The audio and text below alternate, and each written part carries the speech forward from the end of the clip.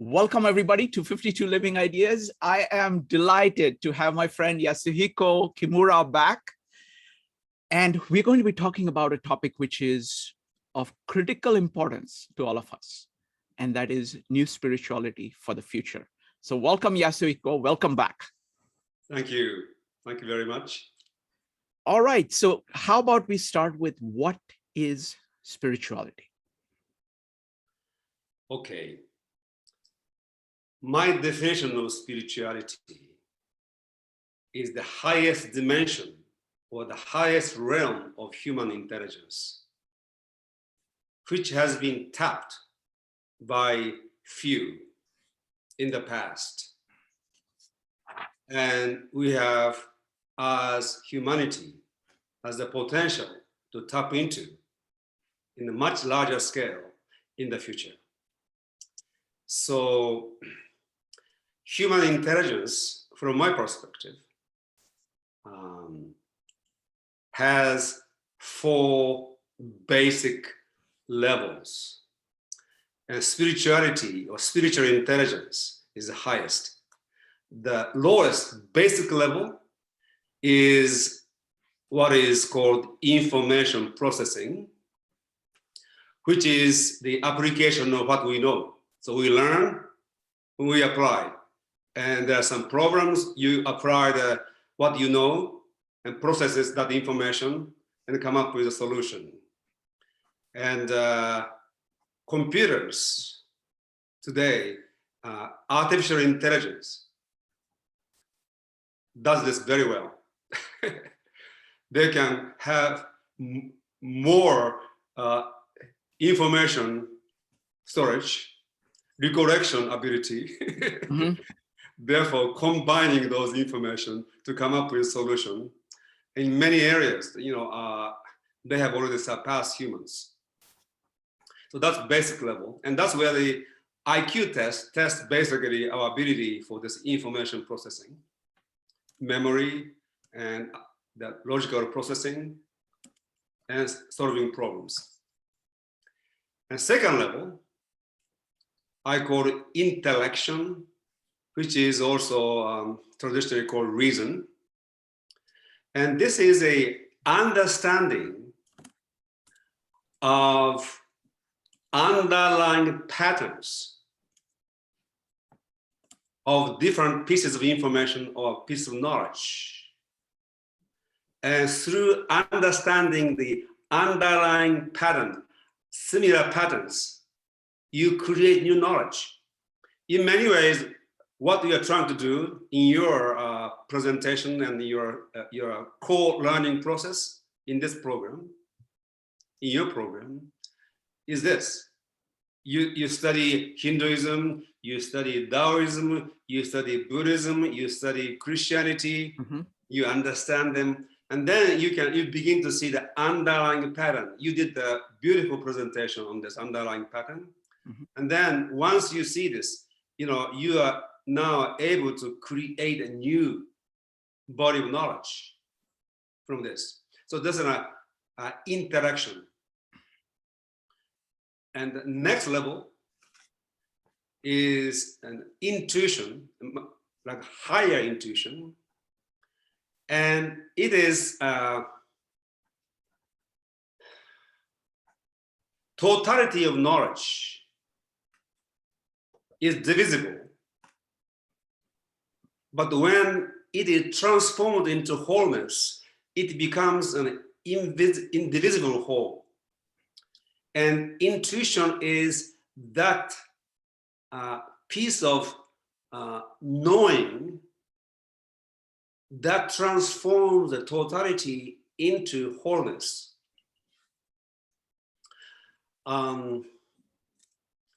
So we have a great mathematical friend, Francois here. This one of the greatest minds of 20th century in mathematician, or you can say meta-mathematician, Kurt Gödel had this two incompleteness theorem. Now, I'm not an expert on this, so extrapolating what he said. he has basically shown the limit of logic-only argumentation. Inherent contradiction that exists, and inherent inability for a mathematician to prove the consistency of the set of axioms. In my view, Kurt Gödel actually indirectly has shown the necessity and validity of intuition for developing mathematics and coming up with mathematical truth. So long as we deal with the totality, there's an inherent contradiction in the inherent unknowability. But intuition opens up us into the level, dimension of unknown. And from there, you actually extract knowing, which transforms the totality into wholeness. So this, I'm talking about the higher function of intuition. When the great mathematicians and great scientists have an insight. Mm-hmm. And that intuition, most people don't have. Mm-hmm. And so it is important, for humans to develop. And information processing and intellection. Information processing, artificial intelligence can do better than humans. And the intellection of this seeing underlying patterns, artificial general intelligence will develop more and more and augment humans. This intuition is a uniquely human capability. I don't know, 3,000-4,000 years from now, maybe artificial intelligence may become so good, mm-hmm. Maybe it become intuitive. I do not know. Mm-hmm. Unlikely. You need to have body, sense organs, and perceptive organs to be able to have this kind of intelligence. But anyway, so that is intuition. And spiritual intelligence, so we can call it inspiration, so information, intellection, intuition, inspiration, spiritual intelligence in the way I'm talking about. It is distinct from the first three. The first three deals with effect. I was just talking about this effect and cause. So in science, we talk about causality and causation, cause and effect. But when you look at them, it is all a matter of effect, a chronological or ontological order. Something comes before something else. You call this cause. And the Buddhist has this reticular causation theories. There are many different elements coming together to create an effect. But the elements that constitute this reticular causation are also effect. And so cause is hidden. You see, effect are perceptible and sensible. Cause are super sensible and super perceptual. Actually, not super, actually supra. Supra sensory and supra perceptual. It is invisible.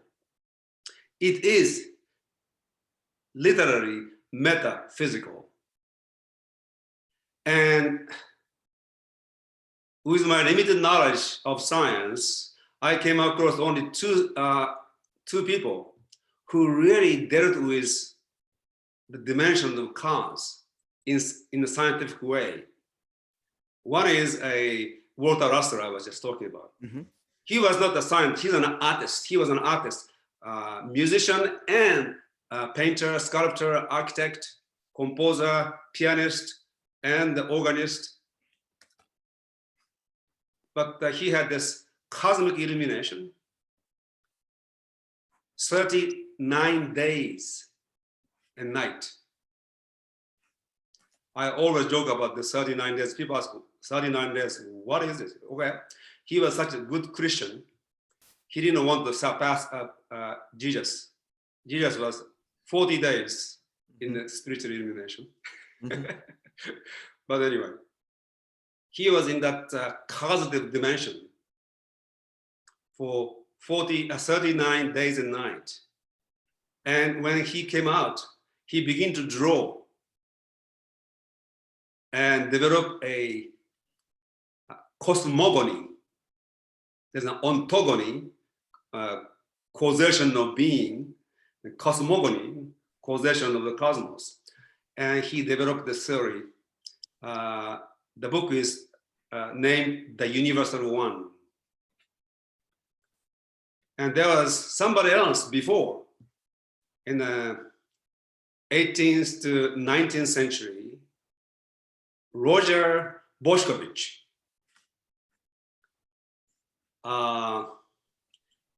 He had the same ethnicity as Nikola Tesla. He lived in Dubrovnik. He was a polymath. He discovered the inconsistency in Newtonian physics and Leibniz physics, and he corrected them and combined Newton and Leibniz to come up with a new theory in the early 19th century. Nietzsche read Boschkovich, and his idea of will to power is his unique interpretation of Boschkovich's cosmology. Wow. So will to power has a cosmological foundation, which we will talk about in my program in the near future.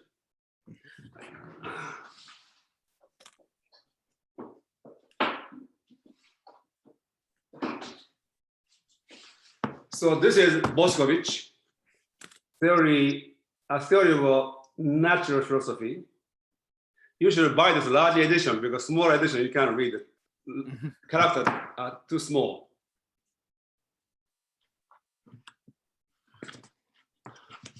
Latin and English translation. This is Walter Russell's Universal One. I was actually a director of a Walter Russell Foundation for 4 years. Oh, wow. So I'm extremely intimate with him. Yes. So speaking of science and spirituality, those two people has really got into the dimension of cause, which is unique. Now, going back to our conversation. So up to the intuition, information, intellection, and intuition, even in intuition, your intelligence captures only effect. You are conscious of something. You always, the knowledge becomes an object of your awareness and consciousness. But what your consciousness is conscious of are effect, all the way to the intuition. When you go into the dimension of inspiration, spiritual intelligence, you are actually at one with the causative dimension of existence. So what happened? It is a knowledge, is a knowledge of cause, but it is given in such a way that the knower is the knowing, is the known. So your knowing is the same as your being. And that is the uniqueness of spiritual intelligence.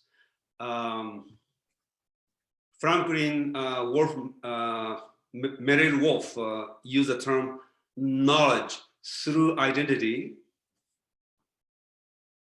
Sri Aurobindo used knowledge by identity, knowing by it, knowing by being it.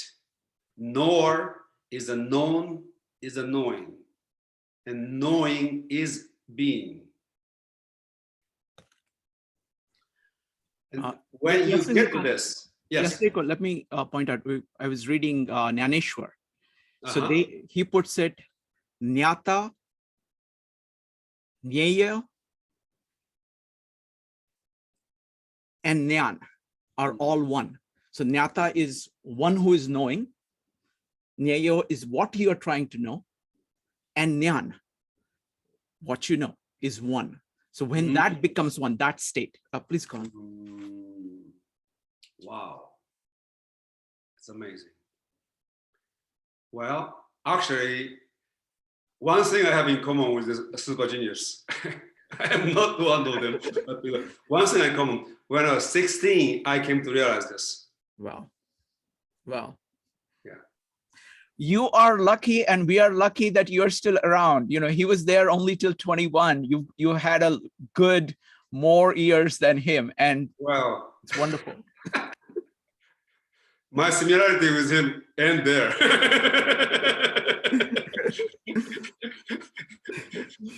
Anyway, so what Russell calls this language of light.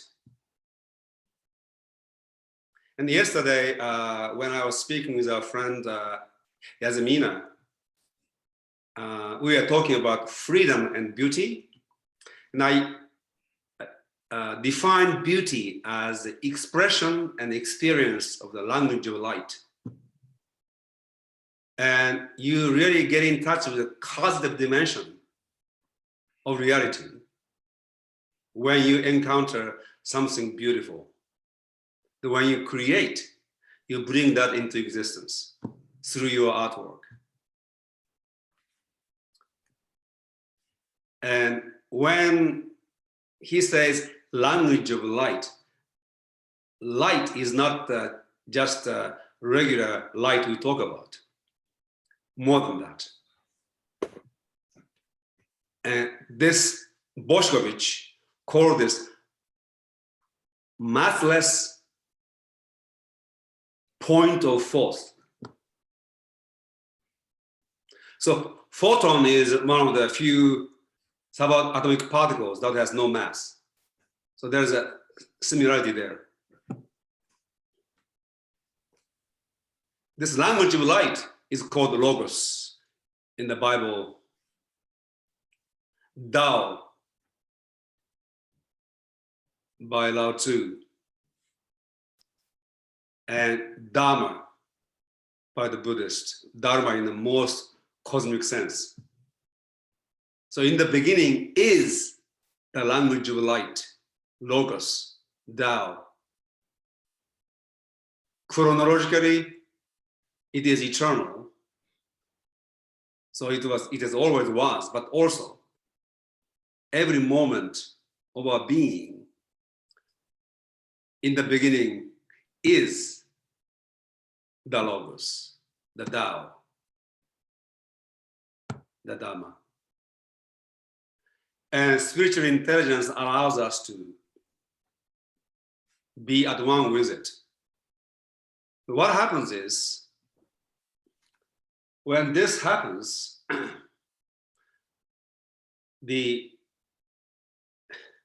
you experience beauty, love at the level of divinity. That's truly sublime. So it is not just you know intellectually. Your intellect is involved, but all of your being merges into cosmic intelligence, so to speak. And that is spiritual intelligence, and that is achieving it and living in it is spirituality. And humanity has seen many great sages who have attained that state of being. Probably India produced more of those people than any other country. Just last century alone, we have so many. Wonderful. So Yasuhiko, the thing that really intrigued me about your description of this meetup is your observation that these seeds, these spiritual seeds, are produced in various soils. So this idea that there is soil that grows seeds. And second observation you had is that the seeds grow in certain soils. So the soil that produced it may not necessarily grow that seed. So, but there is this beautiful thing. So can we talk about the seeds that have been produced in the past? Go ahead. Yes, you see, the spiritual knowledge is truly holistic. It's whole, beyond the dimension of intuition. And so when Buddha, Krishna, or Christ attained the spiritual intelligence as a spiritual experience, that knowledge contains the whole. And it's always, you can say it's like infinite, yes? The infinite becomes finite in their expression. And what more the finitude is the culture, the language, and general consciousness of people to whom they speak and with whom they live. And there are more to their realization than what they said. And that more part has to wait until different culture or different language or different whatever shows up so that it can grow, expressed. And for example, and we can say Buddha was one of the Upanishadic sage. In many ways, you know, there is no real fundamental difference between what he said and the Upanishadic sages said, although there are uniqueness to his expression. He used a different kind of vocabulary and so forth. One of the unique aspects of Buddhist realization was more emphasis on becoming in contradistinction to being. So Hindu mind, Indic mind is highly metaphysical and structure oriented. And their mode of expression is filtered through that structure orientation and being orientation, which is absolutely beautiful.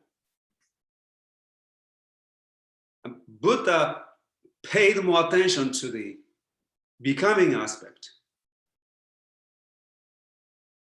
and impermanence. For example, it is a becoming. Every moment is a passing moment. Now, the moment you said N-O-W, the moment you say W, N is gone. And it is not something becoming something, no. Becoming. There is nothing. You can't thingify. Thingification is to turn becoming into being. But in the soil of Indic culture and the Indic mind, that is highly metaphysical and highly structurally oriented, that aspect of Buddha's insight didn't have the right soil to fully blossom. Wow, Yasuhiko, let me just say one thing. I mean, this actually answers a really kind of big question that I've pondered for a long time. If you want to look at export of ideas from one culture to another, clearly Buddhism is way up there in terms of what idea was transferred, was born in one culture, was transferred to another culture, and it flowered there. So I've always wondered, why is it that Buddhism flowered in East Asia? It took root in East Asia. And what you're saying, and after reading Tao Te Ching and understanding the Western, the Chinese mind or East Asian mind, it makes perfect sense. So thank you. This is a very, very good observation. Please go on. Yes. So, for example, Taoism, they use flow of water as a metaphor for Tao. There is the process-oriented model thinking was present both in China and Japan and Tibet. So from metaphysical to phenomenological observation. And Buddha was unique amongst all Indic sages, that he warned against over metaphysicalization of anything. And so when somebody asks a very metaphysical question, he says, okay, do this and find out for yourself. So it was very phenomenological approach.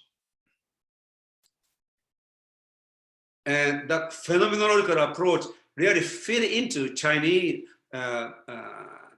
Tibetans and Chinese and Japanese and Koreans. So Buddhism, especially this aspect of Buddhism, blossomed.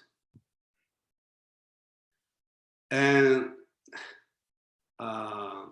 Mahayana Buddhism that developed in India, are still very metaphysical, structure-oriented. But once it has been translated into Chinese by Kumarajiva and others, Kumarajiva, I don't know how to pronounce his name in Indic language. It has gained something. So Japanese became more metaphysical in one sense. On the other hand, it actually transformed the Buddhist teaching into something that was not possible in the Indic culture. And when you study Dzogchen or Zen or Tendai, all those Chinese, Japanese, Tibetan Buddhist context and text, you can see Buddhism blossomed there.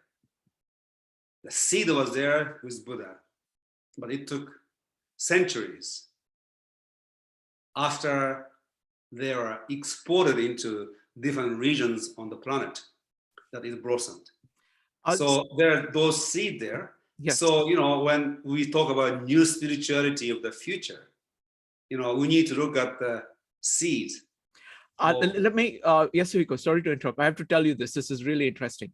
There is this gentleman, Walter Ong, who has studied kind of orality and literacy. And he has a very beautiful sentence. He says, all text is pretext. Yes. Because, and my completion of that sentence is, all text is pretext because it is missing the context. Mm-hmm. So text actually depends on a context. It is, it is born of the context. And if you take it out of the context, it is nothing really. You have to bring it back into context to contextualize. Please go on. Yes. Yes.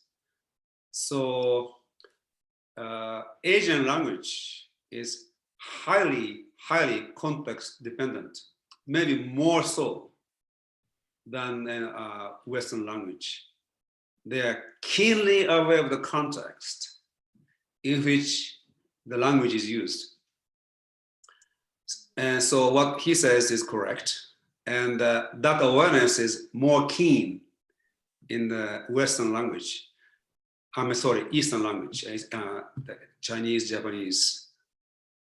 Anyway,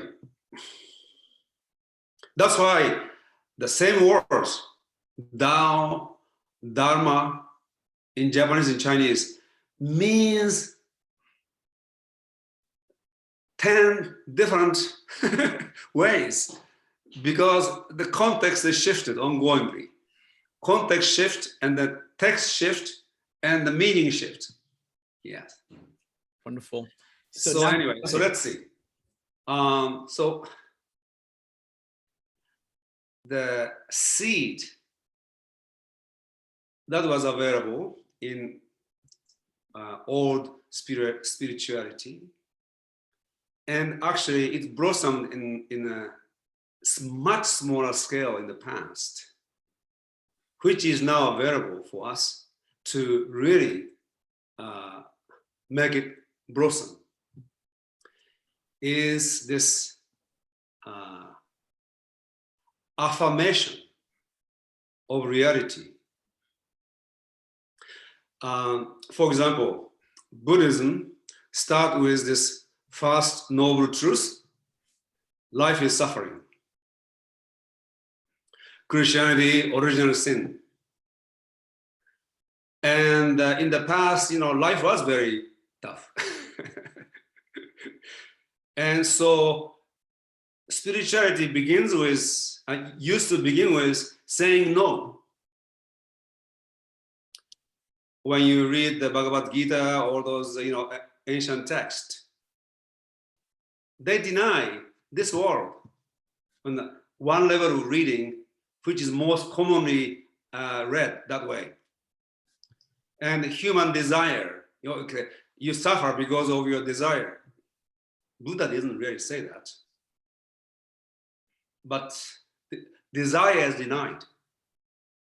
How we are now, as we are as humans, are denied. So religion and spirituality of the past fundamentally is negation-based. Nietzsche would say nihilism. So divine is good, mundane is bad. So you deny mundane, and all that comes with mundane, including desires of natural desires, not just the mimetic desires, but natural desires. And you become, yogi in a kind of narrow way. You become fakir, aesthetic, and deny everything to achieve whatever. Christianity, you suffer, so that you go into the heaven after you are dead. The promise of heaven and reality of hell. At the best, purgatory. Mm-hmm. And new spirituality that is available to us today and into the future is a spirituality that was spoken by few enlightened masters and achieved by them. It's affirmation-based, not negation-based spirituality and religion. So in my program on freedom, I said, freedom is an absolute affirmation of reality as it is. The past, the present, and the possible future good and evil, joy and suffering. Everything that exists and ever existed and will ever exist, you give 100% plus affirmation. Yes, absolute yes. That becomes the basis of your existence and of your spiritual practice. You say no only on that basis. So there's an absolute yes as a foundation. And then you say yes to something, yes, you say no to something.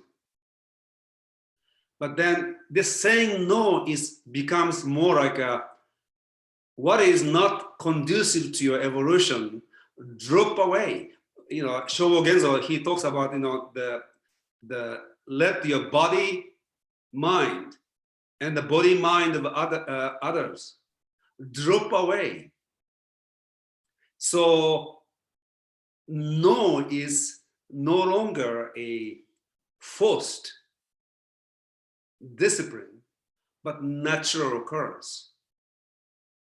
You nurture a flower and you know, eliminate weed, or you see a flower in weed, and weed is transformed into flower.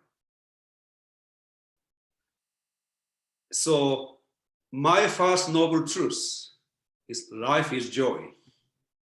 And this joy is more like ananda. You start from there. And that is the seed of this insight is Mahayana Buddhism. Mahayana Buddhists realize this. In order to go from this shore to the other shore, you must first come from the other shore. To achieve more light, you need to have a light. So Buddha in Tibetan translation is a process of light spreading and darkness dissipating. Buddha is a dissipative structure in which syntropy increases more and more and entropy disappears more and more. And there is a fundamental difference in our spiritual practice. If you start from absolute yes, as opposed to negation. And there is no such thing as an absolute negation. Negation requires something which you negate. Absolute affirmation is a causative act. You actually bring everything into existence. So when you affirm reality as it is, you choose what is and what isn't. You can't change your past, but you can choose your past as it was. It is at cause. You become the cause of it. You become an ontogenetic agent of your existence, so that you say yes, absolutely yes to what happened. Now you are the cause of what happened. Causation is not something, always creation. Causation is a choosing that has been created already. But once you do this, it is different from being at the effect of the past, but you become the cause of the past. It is, you are in charge of what it was. So when you say life is joy, life is ananda. It is not the joy and the sorrow kind of a joy. It is a fundamental ecstasy that underlies life. So we say yes to reality, then we start to say yes to this ecstasy that underlies all of what we call emotion. So new spirituality future is affirmation based, absolute affirmation based. Once this happens, this becoming process becoming an overcoming process. Overcoming in a sense of those elements of your being and consciousness that are inconducive to your ongoing evolution drop away. You say no. And if you don't do that, if you stop it, or if you don't let this happen, you feel pain, really.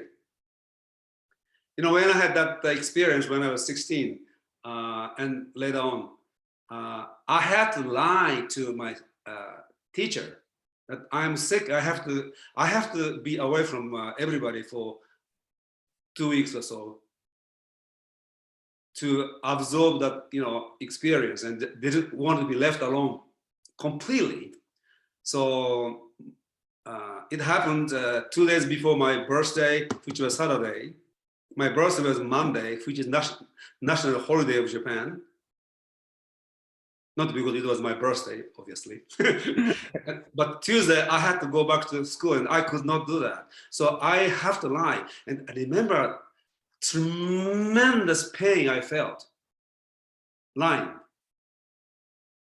So when you are at cons and you are at one with the causative dimension of universe, and you are affirming reality as it is 100%. If you are out of integrity, it hurts you. It really have a pain, not a much higher degree of pain than you feel. But I have to do that, and so pain disappeared. But it was like really, I noticed, wow, it is extremely painful to lie. Yeah. Yasuhiko, let me formulate this in the words of Nanishwar, because Nanishwar, I think he's talking about the same thing. Let me speak it out, and then you tell me whether it is the same thing. So this is part of, this is like Bhagavad Gita as interpreted by Nanishwar. And I think he's a very deep Advait philosopher. So I think this is the deepest meaning that I have seen of Bhagavad Gita. What he's saying is that what matters is Brahma, which is basically universe, all of existence, God, whatever you want to call it, everything, and Atma.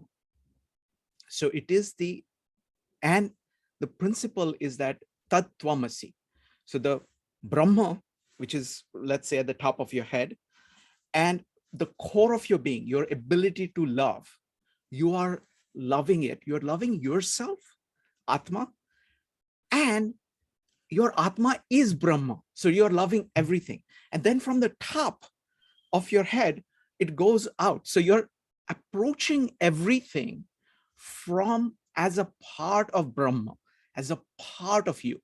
So you're saying yes to yourself, to existence as such, and to everything that is there in existence. It is what you're starting out with. And Daneshwar talks about this incredible joy. It's like swimming in a lake of joy, of bliss, which is there at the root of you, because it covers everything and it connects to the joy in everything, the life in everything. And that's what, so you have it at the same time. Yes. Then he describes the experience. So once you are there, okay, once you have that yes coming from the core of you, going out to Brahma and to everything that is,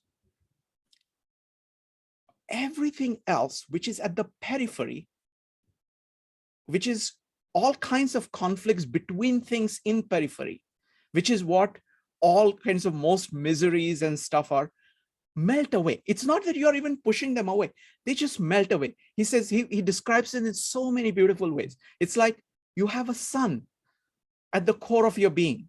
Everything is lighted. There was darkness over there, but it's gone because it has just melted away. There isn't any, it's no longer, it's no longer relevant. It's no longer relevant because you're standing at the core and you're standing at the principle. He uses the words like Atma Tattva or Brahma Tattva. So that means you are standing at the principle of your own core and the core of existence. This state he calls Brahmamayata. Maya means full of. So this is like you have become full of existence itself. And that is what he calls the state of bliss, state of nirvana. This is a profound yes to the core of you, to existence itself, and to everything in the existence. Mm-hmm. That is what he describes, yes, is the meaning of Gita. Yes, but you see that experience he described, and we are bound to express, describe what happens, which is an effect. We need to know where he was. And that gave him that expression, that gave him that experience. So we don't want to be caught in his expression or my expression or anybody else's expression, because the cause is that state is really pure nothing. And it is indescribable. And what is described is one step removed from that which is indescribable. So yeah, I absolutely, what you said completely aligns with what I said. Yes. And so he is talking about same thing, but the same thing he's talking about, and the same thing I'm talking about, is one step after, so to speak, ontologically after. The original is pure nothing. But nothing sounds like wow, it is no, it is amazing. Mm-hmm. That nothing is more than everything. Yes.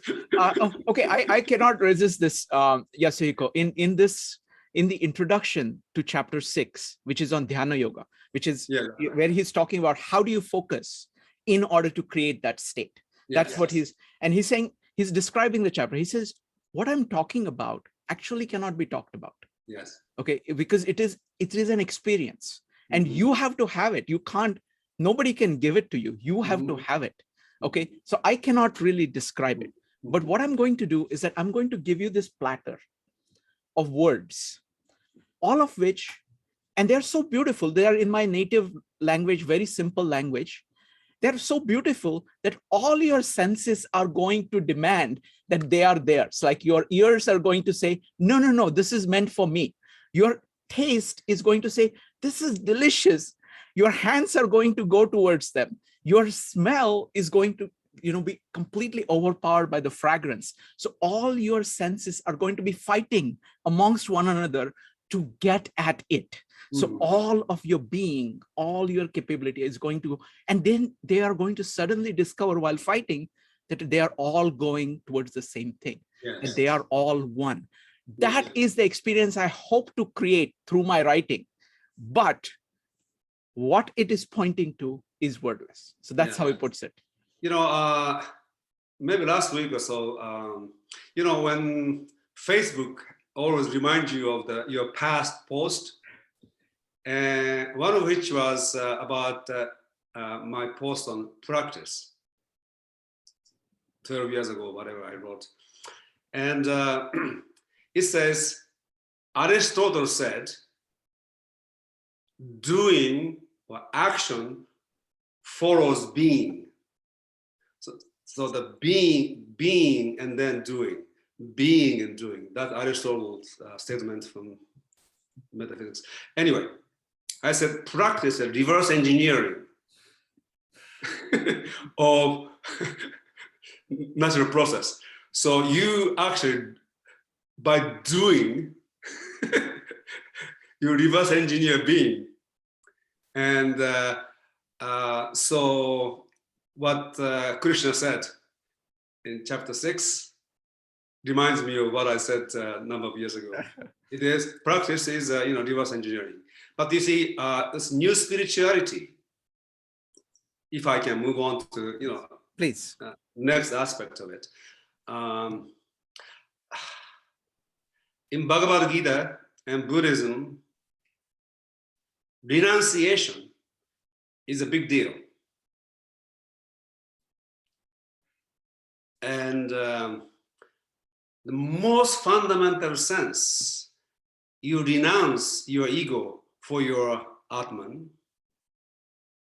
You renounce false way of being and thinking, deviation from the natural, holistic way.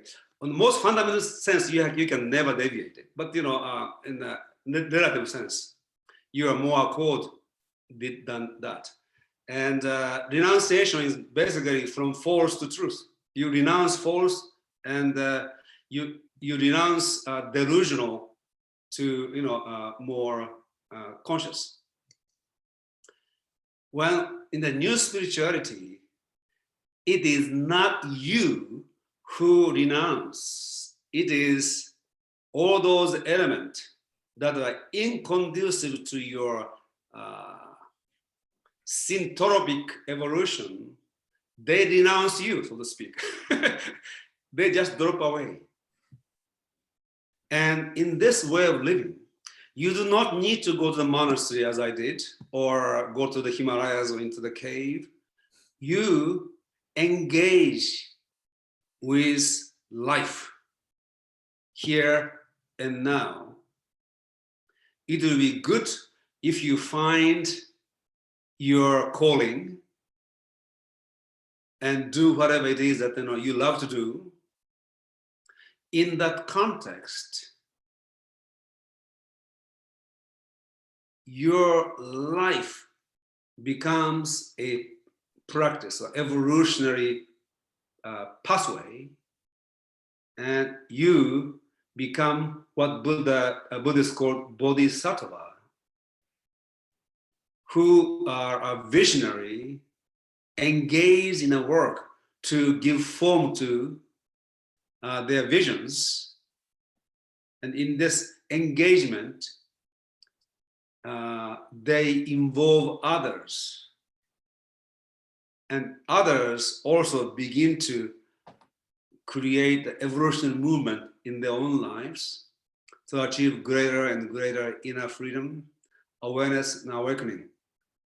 And bodhisattva notion is again one of the seeds we can truly revive today. We no longer need to go to monasteries. I'm sorry, monks. And, you may need some place where sometimes you do retreat. But funny thing is, so I consciously chose to go to the monastery and seminary to study Buddhism and meditate, because I wanted to be away from this crazy world. But once I entered the monastery, I realized there's a crazy world right there. Right. Oh my God. Lots of corruptions. And so, wherever you go, if there are more than 2 or 3 people, you become society. And there is the same microcosm of the macrocosm, which is a society. Everything is there. I have to tell you one more thing, Yasuhiko. Like Naneshwar, he says, look, it's not about getting away, okay? Yes. Because you can go and sit in a cave in Himalaya by yourself. Yes. But the way in which your mind works, that you'll still be remembering that, oh, this person said this to me, exactly. and they are with you. Yeah, They exactly. are with you. Society comes with you. You Right. see, yeah, and so that so both notion of bodhisattva is your life itself is a manifestation of an evolutionary process in the greater and greater awakening, expression of greater and greater joy, and expression of greater and greater freedom and awareness, and be with others in such a way that you contribute to other people also go into the stream of evolution in their own lives. And we have an opportunity to do that much more than before. So one element of this bodhisattva, one element of this new spirituality is a revival of bodhisattva way of living in the context of 21st century. So that's another thing. That's why my program is called Mastering Inner and Outer Freedom, because you cannot have your bodhisattva, their engagement in creating a greater outer freedom is an essential component of their evolutionary process in unfolding their inner freedom. There is no inner real separation between inner and outer. There's a distinction, but there's no separation. They are together. And so that's another element of new spirituality. When this happens, spirituality will become more and more an expression of your unique individuality. And because all the knowledge is available today, you may study one master here, another master here, you may study Christianity, Buddhism, everything is available to you. So it is staying at the cons. Your spiritual evolution, you are in charge, and you initiate. And each person will be nurtured by different set of teachings and integrate those teachings in a unique way so that spirituality will become omnicentric. This I have noticed, the sectarian competition.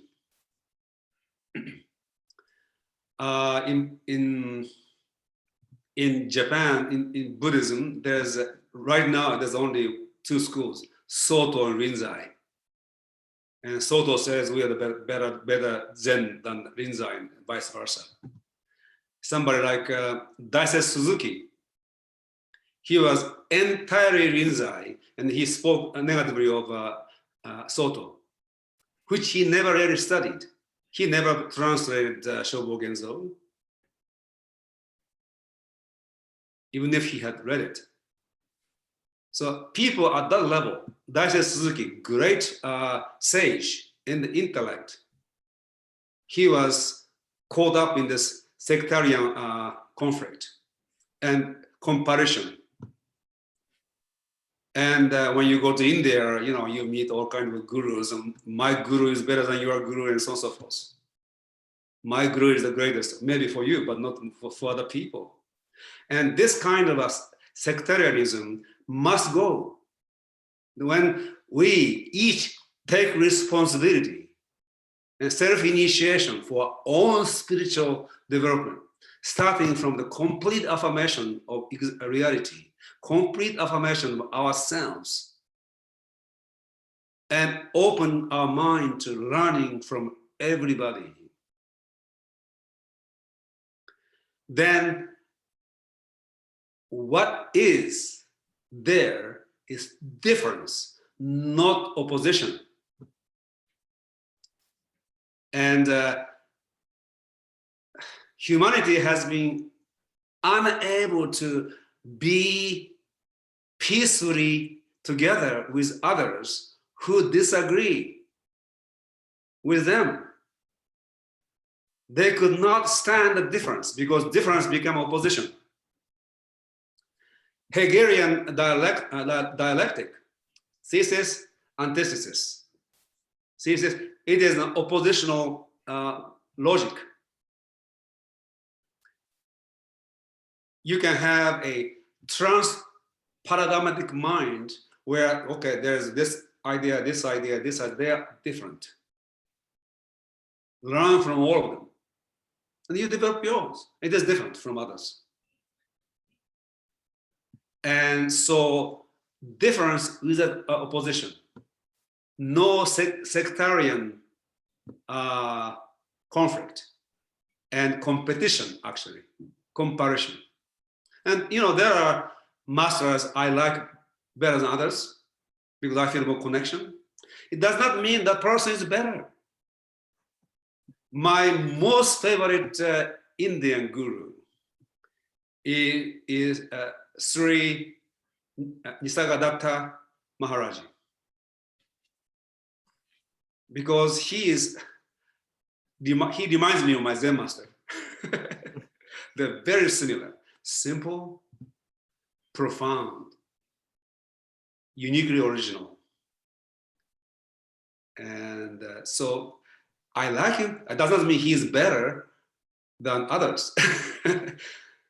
So you see, there's a favorite, but it does not mean it is better. And this kind of useless comparison and useless conflict must go. And new spirituality to the future is much richer because it is omnicentric, different, and mutually learning. The most powerful idea on this, how do you deal with differences? Yes. And how do you learn from each other? Is the best thing I've found is the Indian idea of namaste. Mm-hmm. When you're saying namaste, you're saying the God in me is greeting God in you. Mm-hmm. Moment you say that, you're saying that we are saying yes to existence itself. We're saying yes to our own core. You're saying yes to the core of the other person. Everything else is just details of what we can work on. Absolutely. And it provides the right context to do that. 20 years ago, I wrote an essay called Freedom from the Guru. Mm-hmm. In which I said, Guru is within. Mm-hmm. So spiritual evolution is autodidactic process. Yes. So the future of spirituality is an omnicentric, yes, co-autodidactic process. Yes. We had Mark Stallman yesterday talking about being autodidact, and his point was that obviously each of us has to be an autodidact. That is human nature. Yeah. And that's the best way we can learn from each other. That's the best way you can learn. You can't really learn from other people. You have to, people can give you the water, but you have to drink it. You have to assimilate it yourself. So absolutely. At the core, we are autodidacts. And the moment you do that, all of this, you are your own guru. You are your own. Yes, and actually, maybe in your case or in my case, I fell into being an autodidact. I have been autodidact maybe in the last 50 years. Yes. But that's a purpose of education. When you can actually develop every child to be an autodidact, that's end. Then he or she can just continue to learn. They will not depend on any others. So that is a consonant, or in accordance with the direction of the new spirituality, new humans, autodidactic humans. There is one more point I wanted to make. Yes. that I thought of as you were speaking. By the way, I love your concept of centropy versus entropy. Yeah. That you're focused on the what is it that is holding. SYN. Yes. Yeah. Yes. The other point I want to bring up is that of ground and figure. See, this what we're talking about, Brahma, Atma, and everything covering, that is the ground of everything. There are figures that are playing. There are 10,000 things that are playing in the middle, and most people are focused on the figures, on the periphery. But there is this deep ground. And what you're really talking about is be connected to the deep ground, because that's where that is existence. That is existence itself. Yes. But when you use the word ground, we need to be very careful, because we have a picture of ground to be on the bottom. Right. And right. It's everything. Yeah, we can't find the words, but it is like a omni-permeating. Yes. Yes. And Sky is the part of the ground. Yes, sky is the part of the ground. It's the whole thing. It's the German mystic called Jacob Bohm, I think, said the ground. Ground. It is like it is a ground, but it is not the ground. Yes. Omni-permeating, omnipresent, grounding. Yes. Or sourcing. Yes. Causing, which is suprasensory and supraperceptual. And that is a causative dimension of reality that is omnipresent. It is here, it is there, it is everywhere. Beautiful. Yasuhiko, I can talk to you forever, but do you want to say anything before I want to give a chance to my friends to ask questions? No, okay. Fine. All right. Maybe interaction can bring more something. Absolutely. So folks, what we are going to do is, the way we do questions here is we'll collect all the questions only. Try to be very, very brief. Just ask your questions. We'll collect all the questions. I'll organize all of them, and then we will ask the questions. All right. So go ahead and type an exclamation mark if you would like to ask a question. Okay, so we're going to start with, let's see, Rupali, David Adelson, Evanique, and Alice. So just go ahead and state your questions. We'll collect all the questions. And Yasuhiko will, after we collect all the questions, we'll go ahead, I'll organize them, and then we'll go ahead and deal with them. Rupali, go ahead. Thank you. This was very interesting presentation. I have two questions. One regarding children and teaching them to be autodidacts. How do we teach them to be emotionally stable? The academics, we can teach them to be autodidact, but how about emotional regulation? How do they learn it? Very good. So that's one question. And the second one that I have is, when we're talking about the spirituality of the new world, and we're saying, it is part of living now and here, then how, again, do we interact with others who are perhaps not on the same page or same plane of spiritual development? And you're trying to have all the love and wonderful things, but got it. The response is not equivalent. Excellent question. Excellent question, Rupali. Yasuhiko, this is my friend Rupali of 25 years, who is an amazing teacher who has changed lives of lots and lots of children. So we'll come to that. Next up is David Adelson, followed by Evanique. David. Yes, thanks. Very amazing and inspiring talk. My question is about the new spirituality, which is wonderful, but seems very idealistic. And my question is, how does one rationalize between this idealized vision for a unified view on things and the inherent tribalism that exists in people's psychology.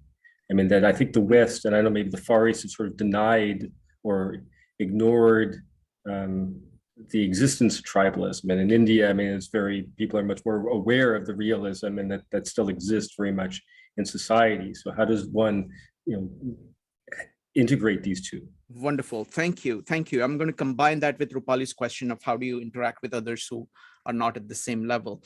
Next up is going to be Evanik, followed by Alice. Evanik. Hi, thank you so much for this. This was amazing and enlightening. I have two questions as well. You were saying earlier, you were talking about cause, which is hidden, and effect, which is perceptive. My question is, you were saying something about cause being metaphysical. So my question is cause metaphysical? And the second question goes when you were talking about doing versus action follows being. And is that similar to Louis Sullivan's philosophy of form following function? Can you repeat that question again? Sure. So Yasuhiko said that doing or action, like the same thing, I guess. Action follows being. Is that the same as Louis Sullivan's philosophy of form following function? Got it. Excellent. Excellent question. Thank you, Evanik. Next up is Alice, followed by DLJ. Folks, if you have questions, we still have time. Go ahead and put exclamation marks. Questions are far more important than answers. So go ahead and ask your questions. It's going to be fantastic answers, but questions are important. So go ahead. Alice. Hi, I usually don't speak up. I usually live in the background, but you've got a great teacher today. And I was mentioning earlier, it sprung out within me that I'm already on this journey and I'm already challenging myself spiritually growing, which means that sometimes I outgrow present groups that I'm in or something. Like he was saying, changes may happen and we flow with it. But for me, accepting change is hard with my personality, even though it's part of my chart, Vedic chart always changes. And I need to know, okay, I was in this group and it wasn't right for me, for my future development. But then afterwards, because I have a need to belong, I felt so rejected. So how do you handle when you Yeah, like my feeling is, okay, I'm moving forward, yes, in a positive spiritual direction onto my next challenge, but I can't let go to the prior challenge. Got it. And I tell myself I failed or I don't fit in because I need belonging. I'm going to go ahead and put that as a question. Okay. It's basically about the pangs of growth. We'll talk about that. Next up is DLJ. DLJ, what's your question? Hi, good morning. Thanks for the talk. I typed the question in the chat to save you writing it down, but I've got an extra bit, so I'll just repeat it. Very interested in your information model, the 4 levels, information processing, intellect, etc. What's your opinion in terms of development? Did they emerge from each other progressively, or did they co-evolve, do you think? If so, how? Either way. And the extra bit is, does that also, or how much of that applies to other biological life forms? Wonderful. Thank you. Thank you, DLJ. Excellent, excellent question. Thank you. All right. So now we're going to go with, we're going to try to answer the questions. Give me just a second here. Let me see. Shrikant, so would you give me 2 minutes break? Please, go ahead. Then... All right. Sounds good. Sounds good. Okay, folks, so I'm going to try to organize the questions. I definitely want to, I'm going to talk this out as an entertainment while we're doing, while we're waiting. Okay, so I think the 4-level model is very interesting, how it came to be and the evolution of that. The question of Rupali about how do you deal, suppose you develop this spirituality, but others don't, how do you handle it? Or if you develop it, but you are in the midst of people who think tribally, how do we do that? Okay, so that's one second question we have. I like the idea of the connection between being and becoming. So I will ask him about the connection between being and becoming, the doing and being. and how is it connected to form follows function. I really like the question of Alice, because what happens is that there is growth. And at each stage, we have a group of people around us who are helping us grow. And many times you outgrow it. And how do we handle all of that, that sequence? Okay, and then is cause metaphysics, if we have time for that, we'll get to it. And how do we develop kind of the emotional, we know how to develop the rationality of kids. How do we develop this emotional core in kids? That we will take towards the end. Both these questions we will take towards the end because they are more kind of narrow or more specific. I think the interaction with others is a crucial question. I want to do that fairly early. The 4-level model is also crucial. Growth bank is also crucial. So I'm going to start with the interaction with others. Yasuhiko, so while I've used this time to organize the questions, the first question, I'm going to combine the second question of Rupali and the question by David. Suppose you are on this path. How do you deal with people who are not there, who are at much lower level of spiritual development? And more specific, and in addition to that, how do we do this when so much of the world thinks in tribal group terms? Go ahead. Now, why do you think people ask this question? Because I think they run into it all the time. Mm-hmm. Like I know, for example, Rupali runs the school and she has very high ideals of what the kids can do. And many times parents are not there yet. They are asking for something much, much lower. And she has to actually sell them the idea that no, your child can actually do this. And only when they see the child doing that, they see it. Otherwise they say, no, you're pushing the child enough. You should just give him this particular thing. So based on what I have said, our new spirituality starts with this absolute affirmation of reality, which means everything that happens in our lives, including how people respond or react to you. And I would like you to remember that Michael Servatus or Giordano Bruno were burnt at the stake. Christ was actually crucified. Spinoza or Nietzsche were ostracized. And Thomas Paine in this country, after he helped the country to be established, he was ostracized from society. So when you have a vision,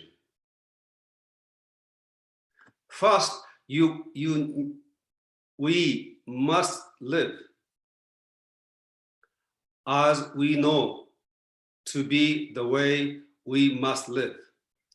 In my case, it is a living of 100% affirmation and be at cause of my life and of reality.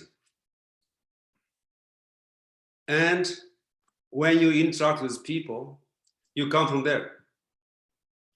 Everything that happens as a consequence, you say yes to it. That's number one. And so far, none of us has been crucified or burnt at the stake, luckily. Mm-hmm. I have been ostracized, definitely. So whatever happens, that's how it is. So to answer this question, we need to go into each person's particular situation. There is no generalized answer. The general answer I can give is this: to live your life the way you must live your life, and accept or actually affirm all the consequences. That's number one. And As a result, some people like you, some people will dislike you, and some people will even try to, crush you. And oftentimes, people who are real visionaries, they are ostracized from society because you are bringing something that will disrupt their system. So it comes with the territory. So there is no happy ending answer to that question. Yes. Yes. Thank And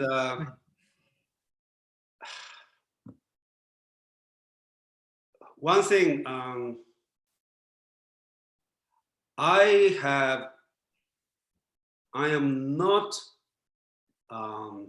disturbed by what other people think of me. And it is a very freeing experience. If you're not concerned about what other people think of you, there's an inner freedom that nobody can disturb. And from that space, you do your best to communicate your ideas and visions. And that part, we need to deal with each person, because people found in different situations. I do individual consulting with people, and I do consultation based on where they are in their own lives and whom they're dealing with.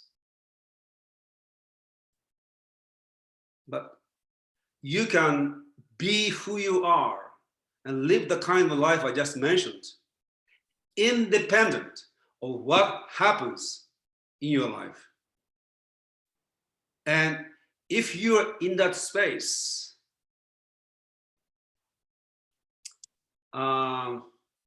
fundamentally nothing bothers you.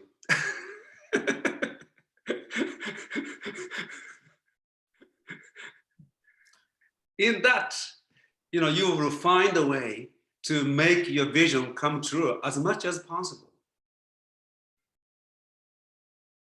So it is not maybe a good answer or answer you're looking for, but that's how it is. And then so I'd be happy to have an individual conversation based on the individual situation to how to make the idea come into a reality.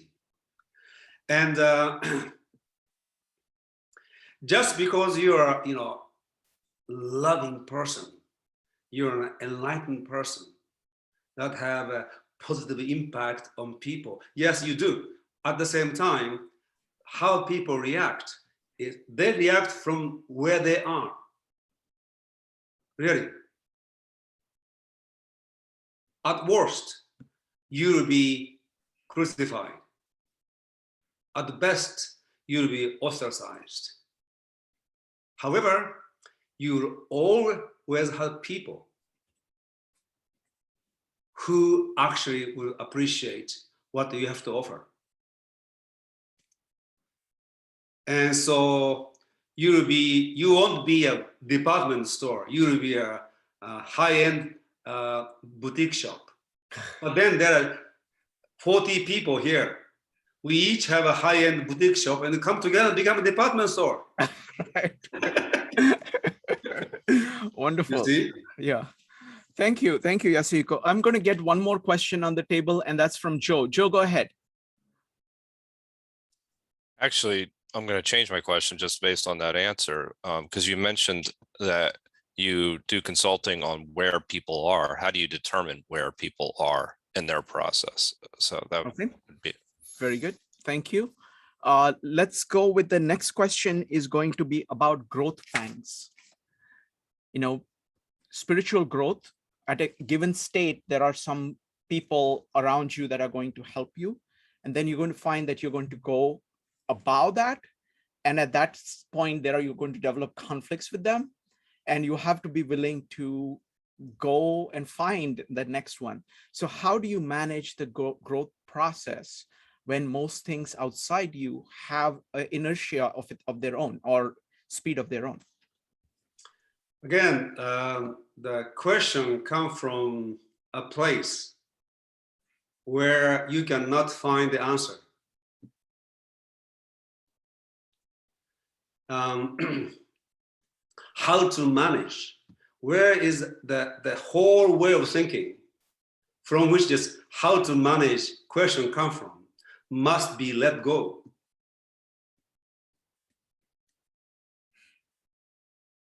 And secondly, we will make lots and lots of mistakes.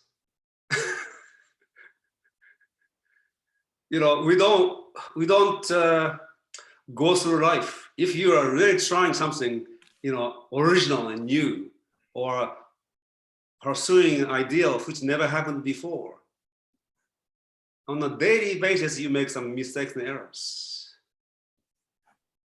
So insist on being who you are and insist on your commitment and deal with people in that context. And that you have wisdom come out of your mouth. You know, we cannot generalize what you want to do or what you need to do.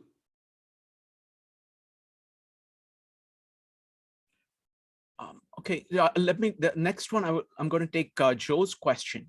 You know, how does one person figure out what the other person's context is, or how you yourself can figure out what you need at a given point of time? Well, through listening. Listening to the person or listening to yourself, and really until you understand it, you don't stop listening and inquiring. There's no other quick path. Wonderful.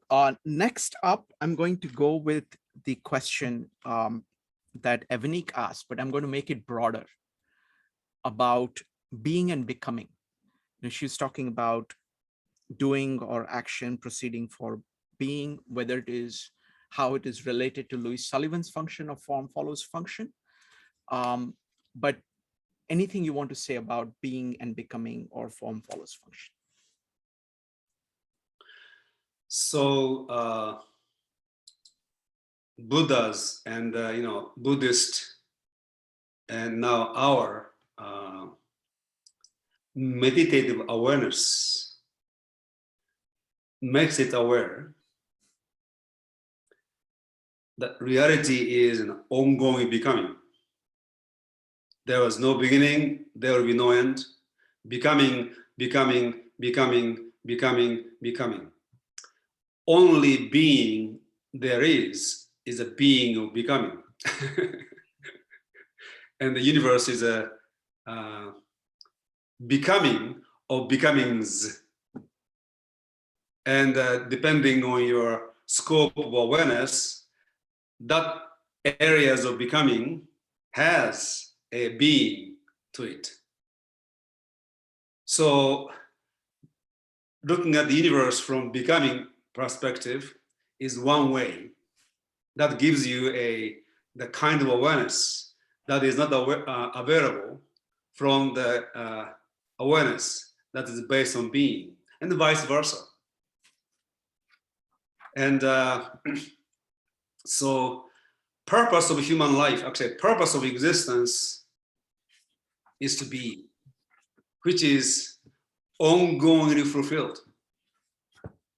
Any moment we die, we have died having fulfilled our purpose, our God-given purpose. And that being ongoingly becomes. And that being itself is becoming. Wonderful. And we have a say in the matter of becoming. So once we stay at cause, we become as cause. So we can create our own destiny for this reason. So you say yes to everything. In that absolute affirmation, create a possibility for the future. which is not available if you have not said that absolute affirmation. And this is not affirmation, new age affirmation you are affirming in your head. No, must be based on true understanding.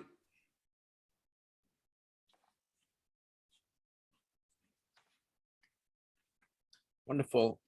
Next question is on the 4 levels: information, intellectual understanding, intuition, and inspiration.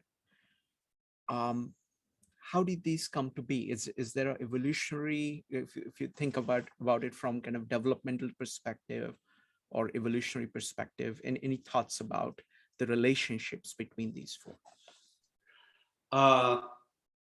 The potential for that, all 4, is present in most human beings.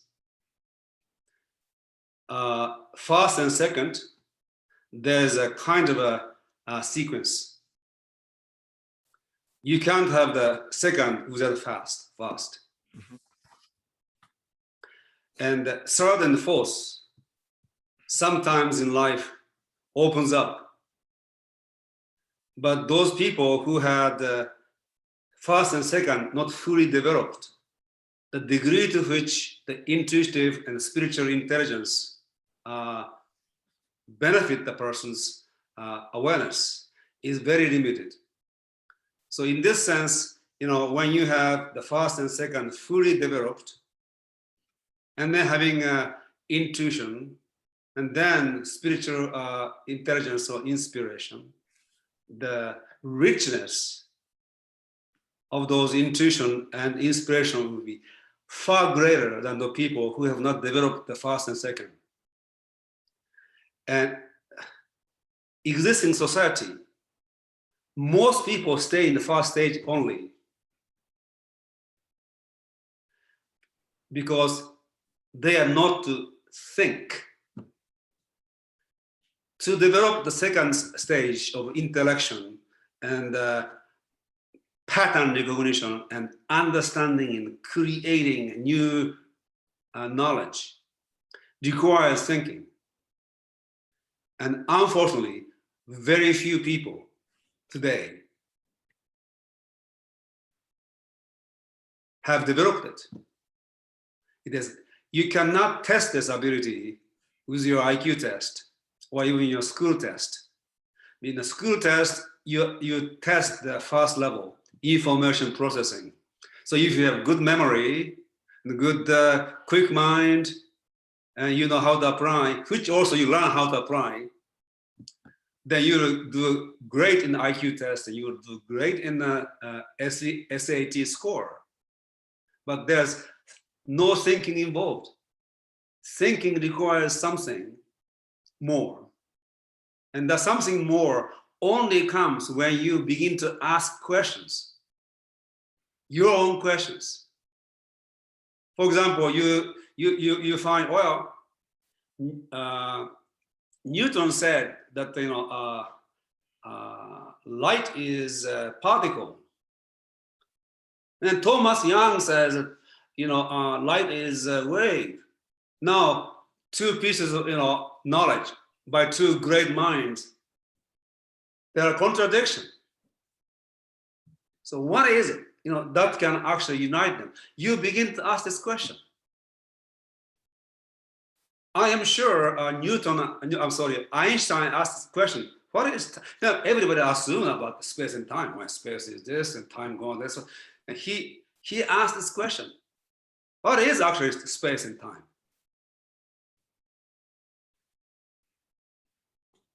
He was a genius because he was able to ask that question. And we only see the answer he came up with. But we don't know the original question he asked. That goes back to that, teaching our children, Yes. becoming autodidact. Please, yeah, that's the next question. Go ahead. Yeah, well, on the one hand, I may not be qualified to answer this question because I don't have a child. I took it seriously, to be a parent. So I wanted to make sure that I become mature, responsible human being. And somehow I missed an opportunity to become a parent. Anyway, so to teach children to become autodidact, what do the autodidact do? They actually ask questions on their own and then find answer, check, do the research and then find the answer for themselves. That's an autodidact. Nobody tells them. So with children, I may not be qualified to really go deep into this because I haven't had the experience of actually helping a child becoming autodidact. But the basic principle is to nurture the child in such a way that his or her questions are appreciated, number one. And mother or father or teacher want to go along with the child and let him or her find an answer. If the question is really a good question, you want to really encourage them to ask questions. And that's second. And the emotional component of this, when child asks questions and the parent said, don't ask that stupid question, there's one kind of emotional reaction. And then when parents say, that's an interesting question. And when the question is acknowledged, child has a different kind of emotion. Many of the so-called negative emotional reactions that kids have is simply because they are not being understood. If we can remember our childhood, 3 years old, 4 years old, 5 years old, and the correct time when we are upset, oftentimes it is because there was no listening on the part of the parents. And that understandable, they're busy and stuff like that. So I think bringing a child into this world is a tremendous responsibility. And in my view, mother, at least a mother, the first 3 to 7 years, they should really be together.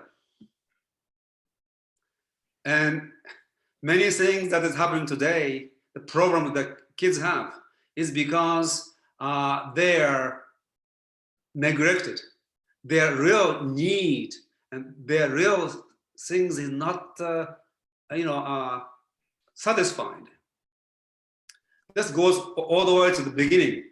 There's a difference between being born through birth canal and cesarean section.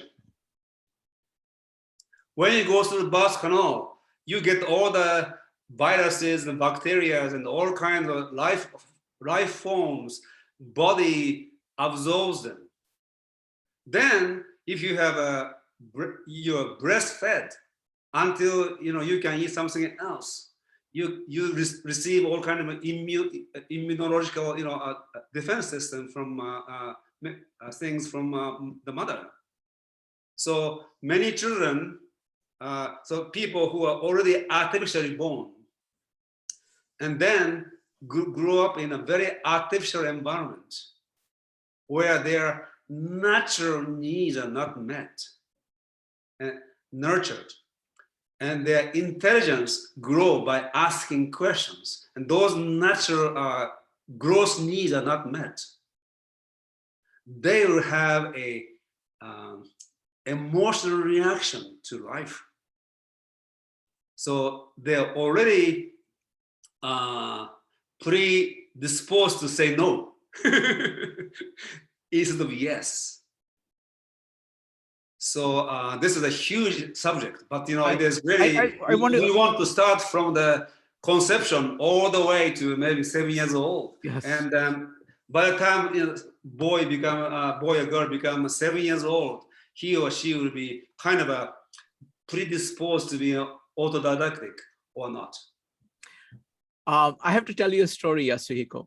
Yes. Rupali is a dear family friend, and her son Agastya and my niece Sonal grew up together, and Rupali, I, and Rohit spent an enormous amount of time with them. So my niece got so used to asking questions. So even after she moved away from where I was living, I would get these calls. She never says hello or anything. Just ask. I pick up the phone. How is it that these large pictures on my TV come through that little wire? So the questions, it was considered natural for her to pick up the phone and just call and ask any question.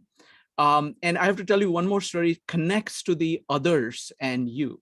Like when my niece went to high school, I asked her, what do you like the school? She says, no. She says, only thing I like about it is that they let me use my computer, so I can look up everything that they're talking about on the computer, so I don't have to listen to what they are saying about the lecture. But she says it's very odd. Everybody in my class is really worried about what they think about what other people think of them. And actually nobody cares about anything. So it's like, she says, it's like mirrors reflecting each other. Mm-hmm. And there is nothing there. Mm-hmm. So that's what her observation was. Good. Kind of reminds me one piece that I didn't say with respect to the original question. We talk about the listening. When we are dealing with people, one of the things we can actually do, really do, and develop is to listen. And somebody doesn't understand or opposing you, if we listen and understand the speaker changes, it's almost like you see, it is an eternal frustration of every human not being understood.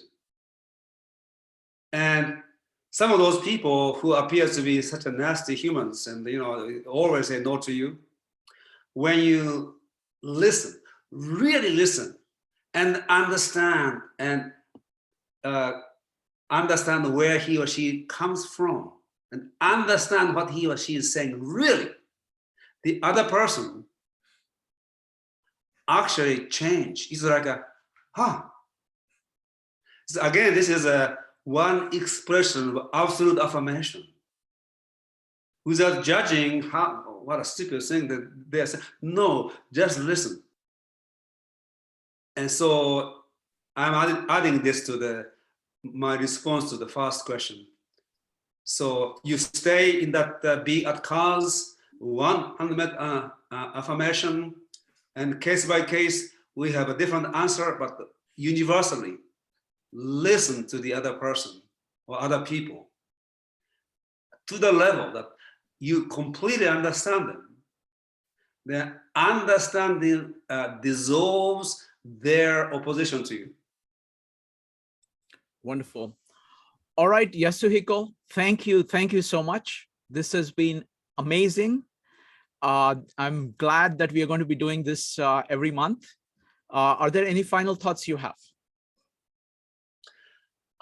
This is a subject that I'm really interested in, and I'm very grateful that we had this opportunity to talk, because through talking, I begin to develop my own thinking. And thanks so much for listening, and let's continue. Yes, let's see you soon. Bye, Thank you. everybody.